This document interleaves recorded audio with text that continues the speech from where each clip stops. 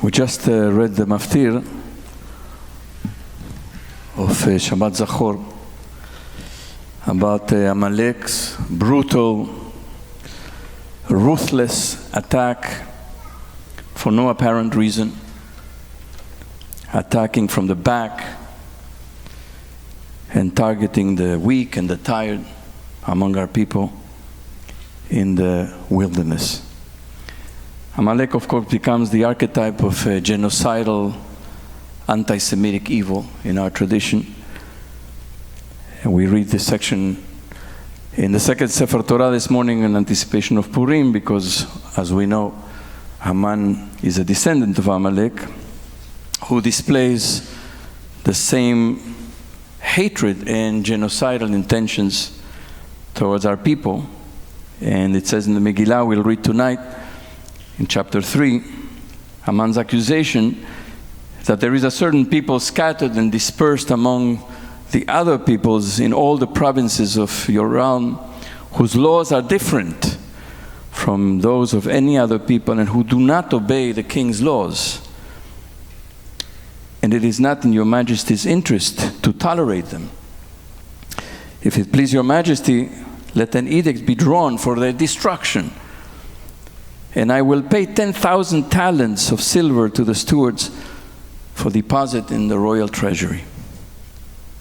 We have heard this accusation against us, so we know that it's recorded in history. We have been accused of being different, of being strangers, of being intruders, of being unassimilated, unassimilable. The history of anti-Semitism is long, and the main allegation that was propagated in Greek times and Roman times are similar to Haman's. We're different. We are intent on keeping ourselves different and separate. We then later on became Christ killers. We were depicted as devils. We were made responsible for the Black Plague. We were accused of using the blood of Christian children for our religious rituals, in particular to make matzah. We were accused of being shylocks. We are stiff-necked, disloyal. We deserve contempt. We have been the target of fear and paranoia, of conspiracy theories, including plans for global domination, then turned into Zionism. Zionists want to control the entire world. We have been accused of being both the creators of modern capitalism and revolutionary communists. We've been accused of being ruthless cosmopolitans by some, and nationalist separatists by others. So everything in the book. And many of us, including myself, thought that we had left this behind. That was history. And we came here, and in a number of decades of our existence as a people in America, we finally reached a different reality. In America, and then the establishment of Israel, we live and let live. We are strong, and we are safe. And then we read articles that appear recently by Dara Horn. This came on October 22nd. Why Jews cannot stop shaking right now. And she begins, there is a reason so many Jews cannot stop shaking right now. The concept of intergenerational trauma doesn't begin to describe the dark place in which this month's attack, this is 2 weeks after October 7th, plunged Jewish communities around the world. And then she had a piece in February in The Atlantic called The Return of the Big Lie. Anti-Semitism is winning. And then a couple of weeks ago, also in The Atlantic, Frankl 4, the golden age of American Jews is ending. And you read that article, and it's pretty chilling. And everything that we thought we had left behind and we had entered into a new reality. There's plenty of statements and quotes and evidence and fact in his piece that proves otherwise. I just heard last week an interview that Franklin Ford did with Al Franken, and I also heard an interview he did with Alison Kaplan Sommer of Haaretz. And he says a number of things that are pretty sobering. He said that when golden ages of diasporas arise and everything things like it's going swimmingly, everybody feels like they've arrived at the safest place they've ever been in Jewish history, and then all of a sudden everything comes crashing down. And it started after the 2016 election. For many of us, it was the first experience of real anti-Semitism unleashed by white supremacists. Trump allowed all of this hatred to freely flow. And it was all over the place. And it culminated in Charlottesville with the march, "Jews will not replace us," with tiki torches and everything, and Nazi paraphernalia. And then there was, in 2017, the attack on the Tree of Life Synagogue in Pittsburgh. We saw all of that. And we realized that this type of anti-Semitism is very much with us. And we fear what will happen in the future if, God forbid, the election goes the wrong way. What will be unleashed, further unleashed? Because there's plenty still under the surface to be unleashed, or not so much under the surface. And then came October 7th, and we experienced, now on the left, that there wasn't much sympathy for what happened in Israel. On part of many people on the left, people we had thought were our allies and partners, people started blaming Israel and Jews for what happened.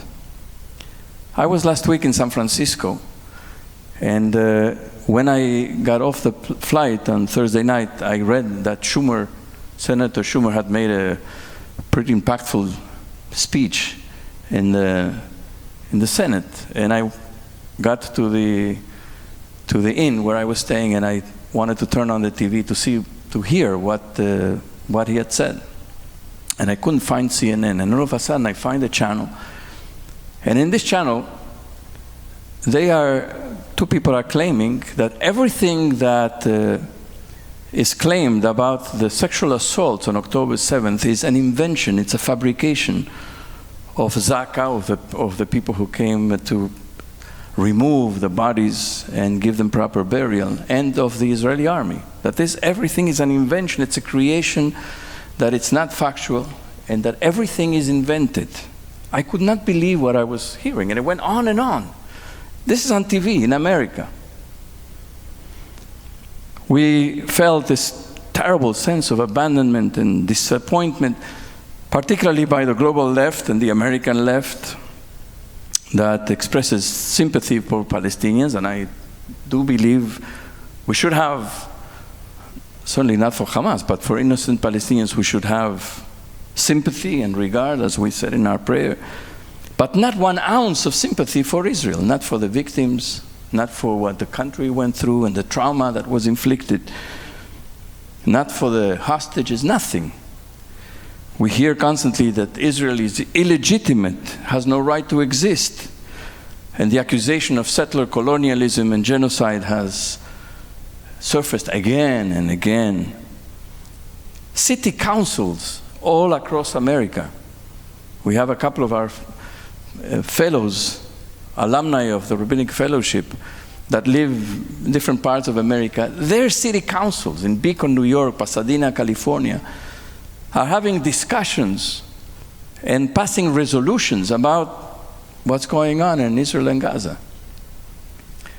And apparently there are speeches there that are quite inflammatory. And then speeches after speech after speech in order to come to resolution, city councils that have to deal with issues of running their towns and cities, with lots of anti-Israel and anti-Semitic statements. And of course, we know it's because the prevalence of simplistic views on the conflict and of reality. Everything is so neat and clear. The world is neatly divided between good and evil, angels and devils. Jews are privileged and empowered, therefore Jews are evil. The world is neatly divided between victims and perpetrators, oppressors and oppressed. We were once victims, now we're on the side of the perpetrators, and therefore we're evil. And so we have witnessed also the targeting of Jewish stores, the bullying of Jewish students. I mean, the piece of Franklin Ford and elementary schools. Jewish kids are being bullied and targeted. We've seen vandalism against synagogues, and so on and so forth. Anti-Semitism on the right was clear, but we had a sense among liberal Jews, I want to speak for myself, but I know I'm in the company of many others, we had a sense that we could make common cause with minority groups, and we would all gain by protecting ourselves and each other from discrimination and exclusion, that we would be able to create together a more diverse, open, and tolerant society. And so we Jews were part of lots of great liberation movements, civil rights movement, the women's rights movement, gay rights movement. We were for multiculturalism, and we thought that we would all benefit, not just ourselves, but other minority groups as well, and we would be protected against the forces of the right and the ultra-right. And then came intersectionality into our lives. And a lot of things started, a lot of alliances started collapsing, and Jews started being excluded because they were part of the LGBTQ movement, but they were also had a connection to Israel, and so they were excluded as Zionist oppressors, and so on and so forth, and other groups as well. So this is where we are. Of course, I don't believe that the world is so neatly divided between victims and perpetrators, and I'm not so naive as to believe that Israel has done no wrong toward the Palestinians. I believe the occupation has been nasty and has been almost around for 6 decades and has done terrible wrong. Of course, nothing justifies Hamas. I'm not talking about that. I'm just saying I don't believe that everything is so neatly divided between victims and perpetrators. And I don't believe that we are free as Jews or as supporters of Israel of any blame. But I believe that things have gotten really too far. And so I want to have a conversation. That's why one has partners, to have conversations with Felicia. And I want to ask you a couple of questions.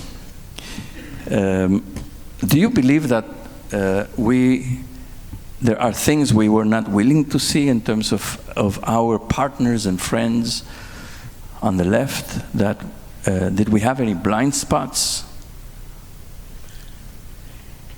I think it's a complicated question to ask, because everyone has blind spots, I think.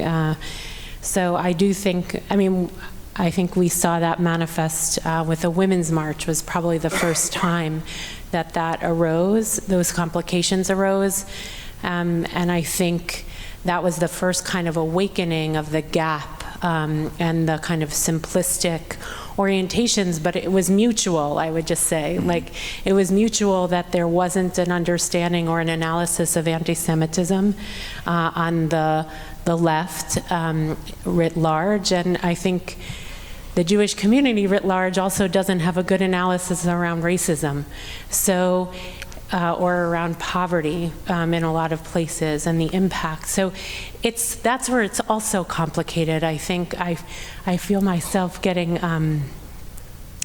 like it's embodied, that's a word of the left, but I just want to say, like, I feel, it's like there's a lot of accusations that become very simplistic too. And so I do think there are blind spots, and I'll never forget, because I was in a group that was trying to rescue that moment of conversations between the leaders of the Women's March and a bunch of mostly women, but not exclusively women rabbis, trying to see if we could bridge the divide.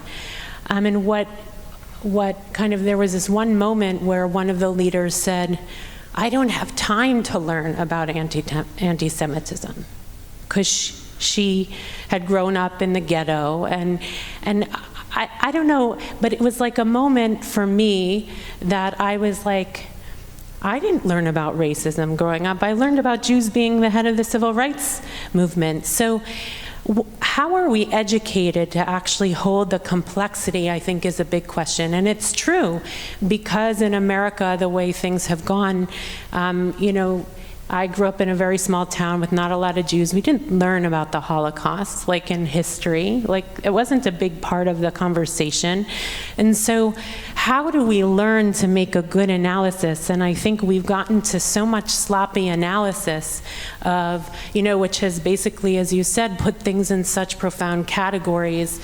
Colonialist, imperialist enterprise is the main dominant story in the left, which I think is a sloppy analysis. So I think what's happened is, because of the awakening around the analysis around racism, et cetera, it's cause to put that framework on anything, on everything, including Israel-Palestine. Now, there are reasons, I think, why particularly people of color seek an alliance with Palestinians, because their lived experience actually bears some resemblance, what it means to walk on the street in Israel, things like that. But the historical analysis is a poor one. And so that's where I feel like our blind spot is, that I think we haven't been talking actually to give a good analysis to one another, and we think our understanding of each other's marginalization is camaraderie.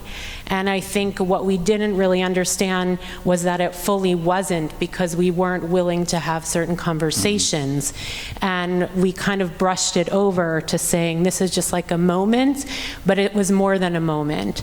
And I think that accumulation of lack of being willing to talk about those hard things has been at the kind of essence of this, and then it's gotten sloppier and sloppier. I think college campuses, for instance, are a great place to seed sloppy analysis.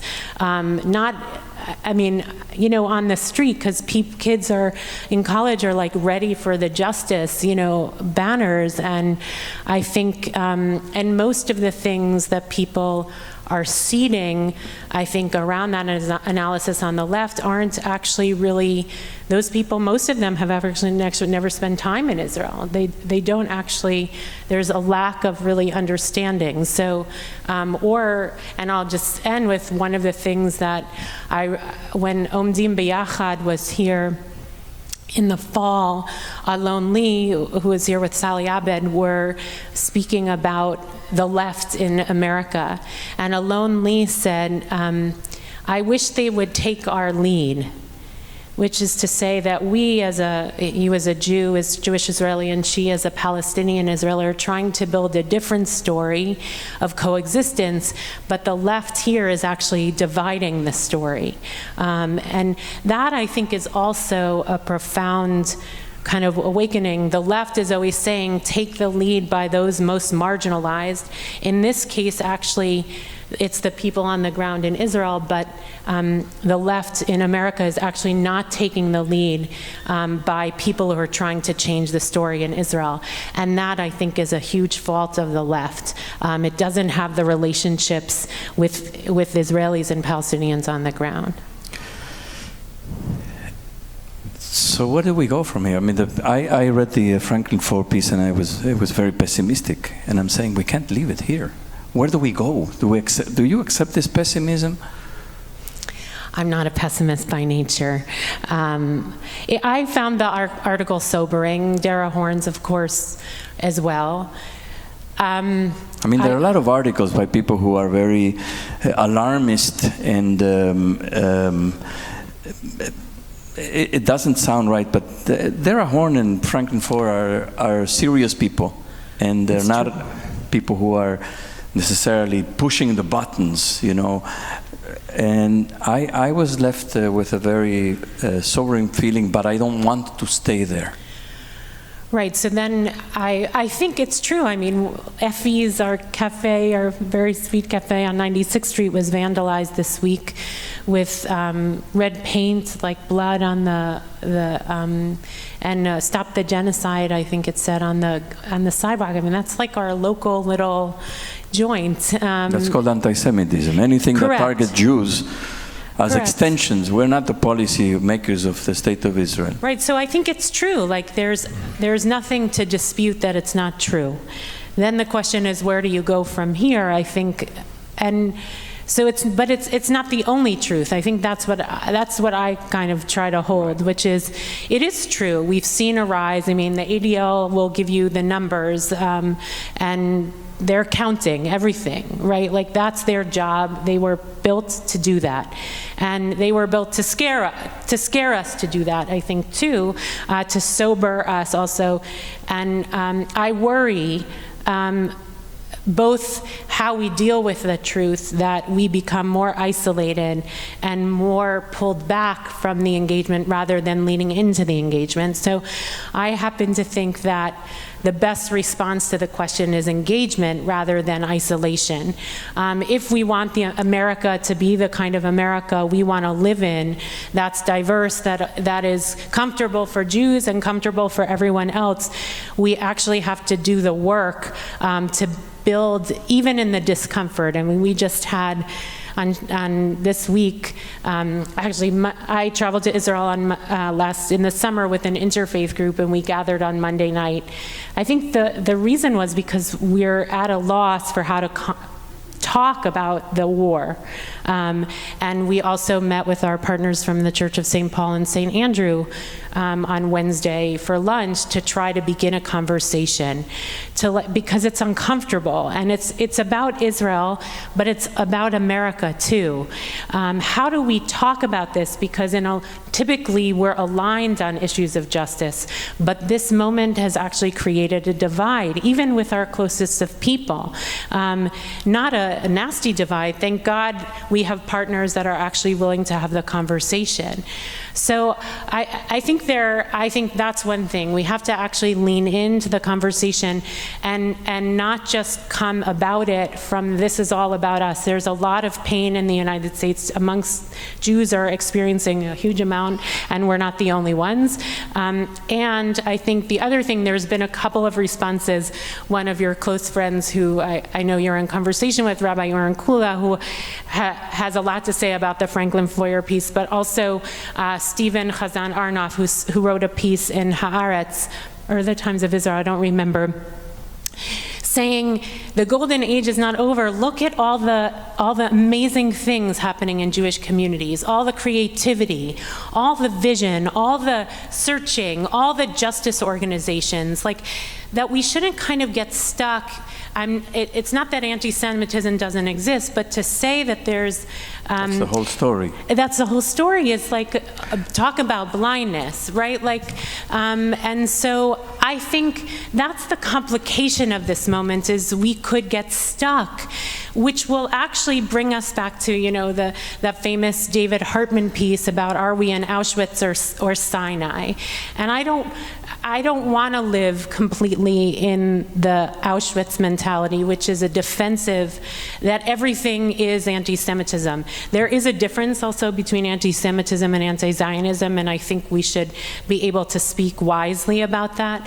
But I also feel like I don't want to make that only who we are. There's so much richness in our tradition and beauty that we kind of could get stuck in only thinking about this, and that makes me more afraid in some way. It doesn't mean I'm not afraid for things that are happening, but it does make me worry for our vision as a people, that we will be standing only in one place. So thank you, just a few takeaways. There is anti-Semitism. We feel more unsafe. We feel more afraid. And that's not the only story. There's another story at the same time. And we are here about complicating things and not just seeing one part, but trying to see the entire reality and to try to hold everything at the same time. There's another story to Jews in America at the same time. That's one. Second, we have to insist on having analyses that are more rigorous, that are not simplistic, that are not naive. My friend Rabbi Erwin Kula has an amazing piece online. You can find it in the Wisdom Daily. It's about Purim. After Shabbat, find it. The Wisdom Daily, Rabbi Erwin Kula. And in there he quotes Alexander Solzhenitsyn and says, the divide between victim and perpetrator runs through every person's heart. And so we have to complicate things, and we have to be rigorous. We can't be simplistic. The whole thing is not just about oppressors and oppressed, about victims and perpetrators. It's much more complicated, and we have to insist in our in our synagogues, in our churches, in our places of discussion, universities. Things have to be brought back to factual, to a level of factuality and a level of complexity. And the third thing I would say that I hear you and us saying is we have to lean in and rebuild some of these alliances, but based on opening our eyes and based on conversations about the truth, and not escaping these difficult conversations and hoping that we can begin to rebuild from there. And I just want to add one thing, which is I think we have to fight for the America that we want. And that is on the values of democracy and justice and free speech, etc., or else we're going to not have the America that we're comfortable living in. And I think that that's a very important wake-up call for the right and the left. And it's about anti-Semitism, it's about how Israel plays in our national politics, and it's about the democracy, the vibrant, diverse democracy that we really all want, and we need to fight for it.